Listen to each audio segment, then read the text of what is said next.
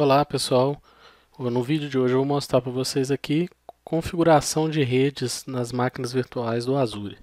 Então nós vamos falar um pouquinho aí de alguns tópicos voltados à parte de rede do Azure, né?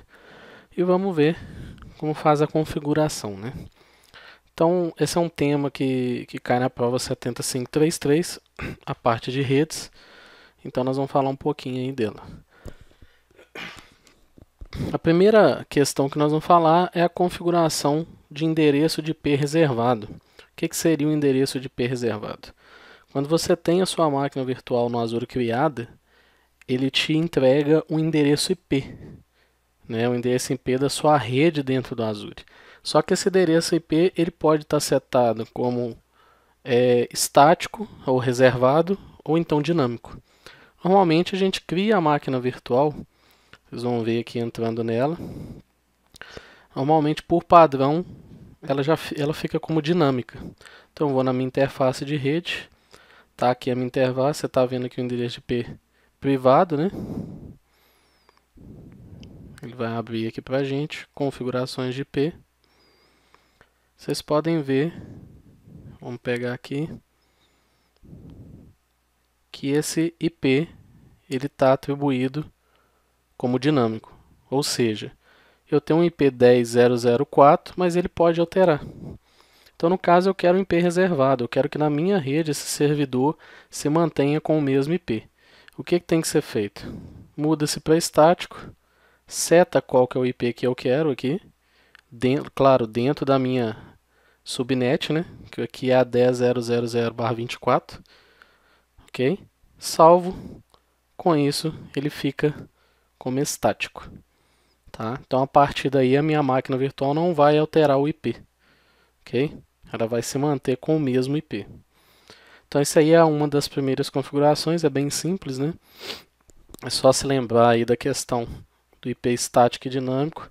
Você entra dentro da sua placa da interface de rede da máquina virtual em configurações de IP, entra dentro dela, né, do nome dela aqui, e faz a alteração da melhor forma. No caso, nós queríamos reservado, né? O IP reservado aí, que é o IP privado, dinâmico ou estático, ok? Uma outra questão também que cai na prova são a questão de ACLs, né, as listas de controle de acesso. O que seriam as listas de controle de acesso? Lista de controle de acesso são aqueles pontos de extremidades que a gente libera para poder fazer algum tipo de comunicação com a minha máquina virtual. Né? Então, um exemplo disso é a porta 3389, né, que seria um desses aí, que é para acesso remoto. Então, como é que eu faço a configuração disso? Né? O que eu vou fazer? Eu vou entrar na minha máquina virtual. Então, entro na minha VM. Espero abrir o painel aqui dela, de configurações. Já está aberta. Deixa eu pegar aqui.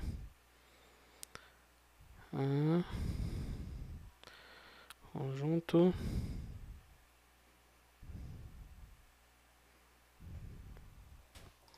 Então a gente vai na máquina.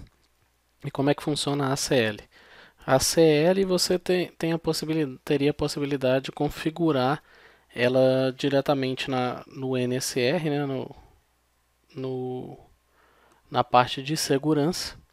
Então eu venho aqui, estou com a máquina ligada, né? Venho no meu rótulo de nome de DNS que tem um IP público. Vocês podem ver que eu tenho um IP público aqui. Eu vou entrar na minha NIC. Então, vou só fechar, vou na minha NIC aqui. Interface de rede, grupo de segurança de rede. Vou entrar no meu grupo de segurança. Vocês veem que eu tenho uma regra aqui, ó, acesso que eu criei, acesso remoto. Então essa regra está liberando a porta 3389 para poder me conectar para a máquina, né? Aqui é que a gente faz as ACLs e também faz a parte de firewall, né? Bloqueando ou liberando. Então, o que eu posso fazer? Eu posso vir aqui, ó, nas regras, eu tenho as regras padrão, que ele já vem, posso acessá-las, né? e posso adicionar novas regras. Então eu posso pôr um nome, uma prioridade para essa regra, qual que é a origem, qual que é o lugar, um bloco de CIDR, uma tag, né? Qual que é a marca. Vai vir da onde? Da internet, do Virtual Network, do balanceador. Qual que é o serviço que vai ser liberado, né? Protocolo, qual deles, se é todos ou TCP ou UDP, qual que é a porta se vai negar ou permitir. Então eu incluo aqui, vou te mostrar para vocês aqui, que eu consigo acesso remoto, eu vou excluir a 3389 daqui. Vamos só aguardar ele excluir a liberação da 3389 na regra de entrada. Falando que ela foi excluída. Vamos só sair e entrar de novo. Acho que não foi excluída não. Já foi excluída. Então, eu vou voltar lá na minha máquina virtual. Minha máquina está ligada, mas aqui é a opção.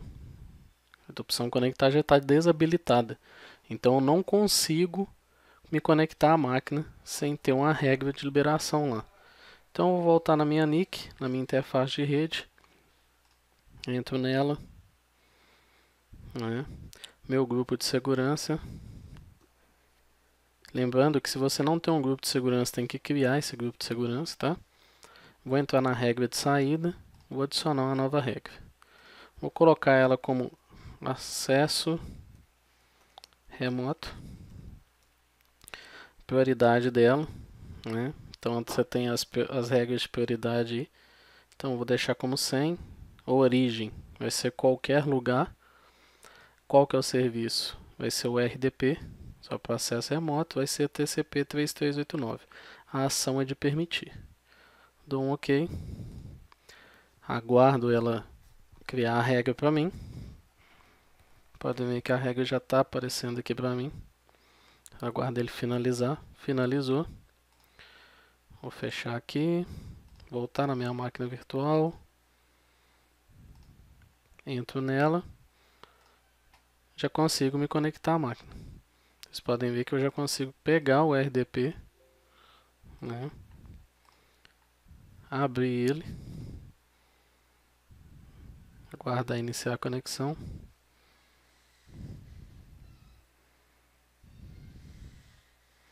A máquina a rede aqui hoje está um pouco lenta. Vamos ver se ele vai iniciar.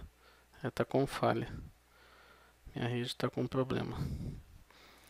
Então, enfim, não tem problema. Você consegue conectar a máquina sem problema agora, tá?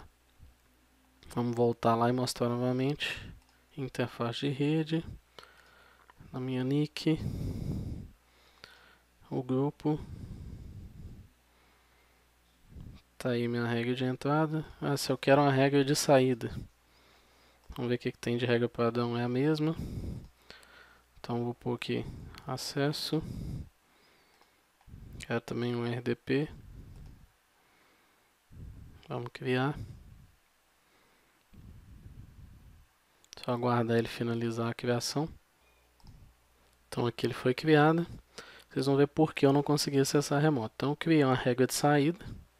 Né? Criei a regra de entrada de acesso e a de saída. Vou tentar acessar minha máquina agora e vocês vão ver que eu já consigo acessar ela, né? Eu tinha a informação da solicitação, mas não tinha um retorno. Então, cliquei, já consigo me conectar. Né? Vamos ver se eu me lembro do acesso, qual que era. Ok.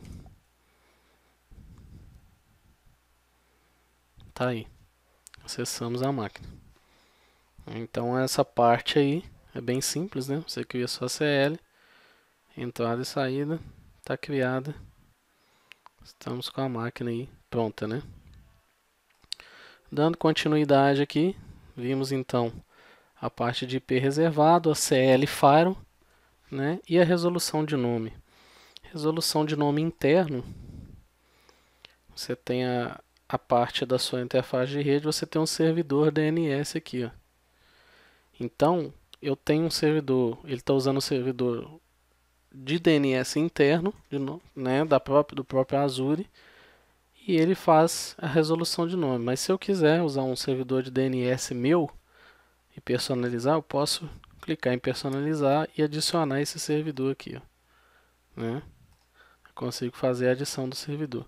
Então ele fala, atualizar servidor DNS para esse interface, iniciar a máquina virtual com a qual ela está anexada. Se aplicável, todas as outras máquinas virtuais no mesmo conjunto de disponibilidade. Então, alterando aqui, adicionando o servidor DNS, ele já vai automaticamente alterando as demais do conjunto de disponibilidade. Tá? Então aqui eu faço essa alteração. Então tem a opção de manter um servidor de DNS ele utilizando o próprio dele, ou então personalizar e pedir para ele utilizar o servidor de DNS que eu queira. Tá ok? Então essa é uma outra forma de configurar aí o servidor DNS. Logicamente, pessoal, vocês conseguem configurar praticamente tudo aí também via PowerShell, tá? Não é o caso aqui agora, eu só estou mostrando para vocês aqui para a forma que funciona, ok? Então é só para demonstração para vocês aqui mesmo. No caso de criação das suas ACLs via PowerShell, eu posso conectar no Azure, né, via PowerShell no Azure, e posso dar um new Azure ACL config.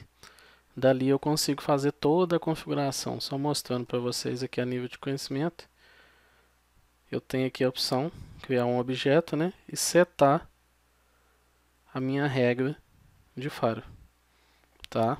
Então eu tenho isso aqui, eu vou deixar essas informações para vocês na descrição aí, se alguém tiver interesse em aprender via PowerShell como funciona, ok? Então, depois disso, a gente tem a opção de balanceamento de carga. O que seria o balanceamento de carga? É a possibilidade de eu ter um ambiente com mais de um servidor e a saída, o ponto de extremidade dele ser um único ponto, né, para as duas máquinas virtuais, e eu consigo configurar um balanceamento aí entre essas duas máquinas. O que exemplificando muito bem aí do dia a dia seria as empresas de venda online, né? Então você tem dois servidores de publicação do site e ali você consegue fazer o balanceamento de carga, de solicitações aí de acesso ao site nas vendas, né, para evitar algum tipo de sobrecarga aí e o sistema não suportar, né, o servidor não suportar. Então o balanceador de carga você consegue fazer isso. Então vou mostrar para vocês aqui, já tem um balanceador criado, tá?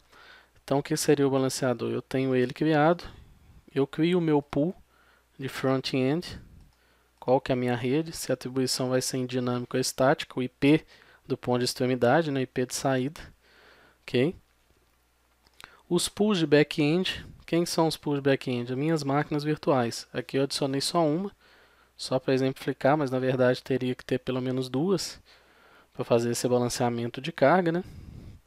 Então, adicionaria mais um servidor aqui. Eu tenho as minhas investigações de integridade. O que seria a minha investigação de integridade? Eu tenho o meu balanceador de carga, né? E eu tenho a possibilidade de monitorar a integridade das instâncias do servidor usando essas investigações. Então eu tenho a possibilidade de fazer investigação TCP ou HTTP. Um exemplo, HTTP, né? Então eu quero que ele fique validando, fique investigando a porta 80 no seguinte caminho, tá?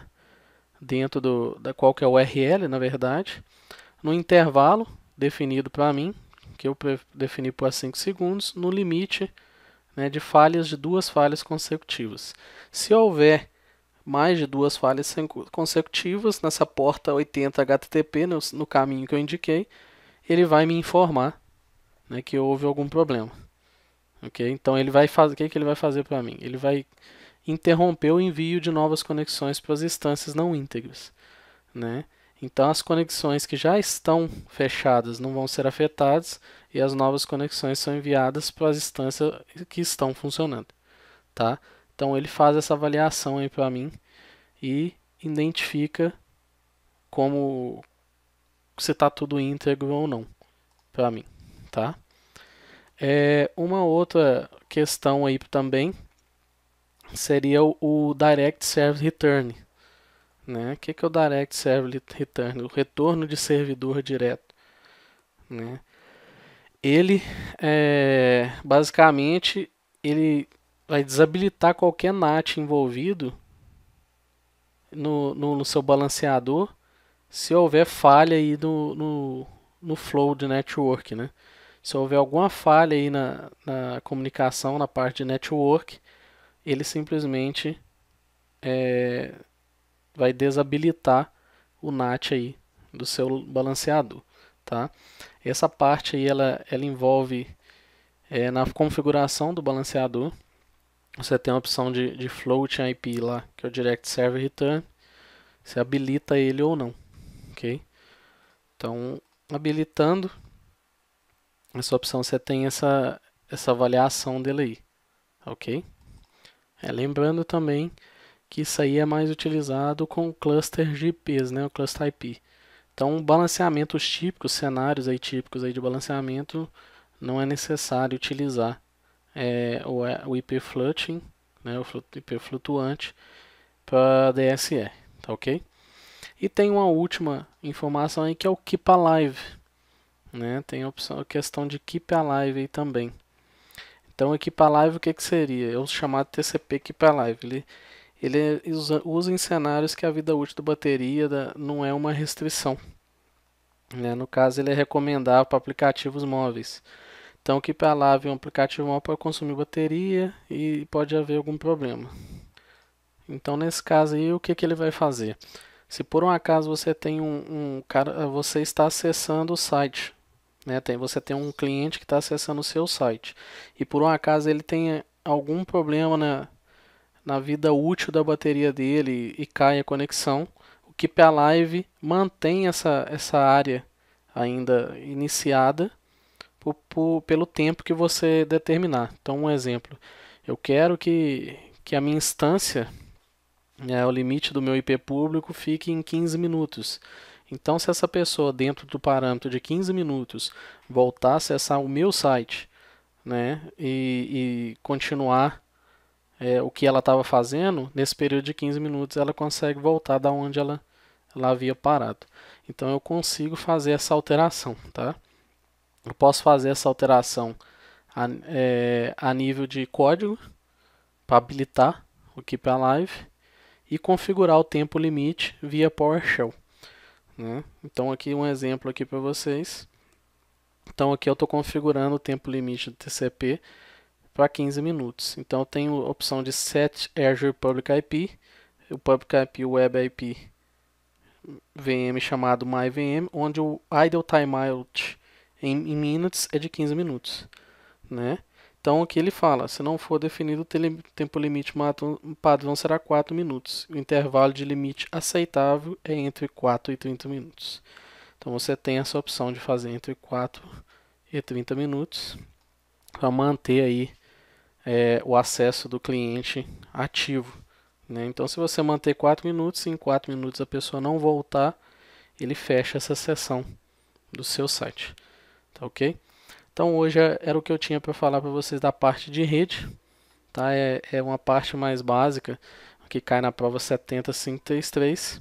Espero que vocês tenham gostado aí e estudem, usem a documentação, tá? Toda que tem aí na Microsoft e qualquer dúvida entre em contato comigo nos meus canais osanangiordani.com.br, youtube.com/osanangiordani e facebook.com/osanangiordani. Muito obrigado, pessoal. Até uma próxima.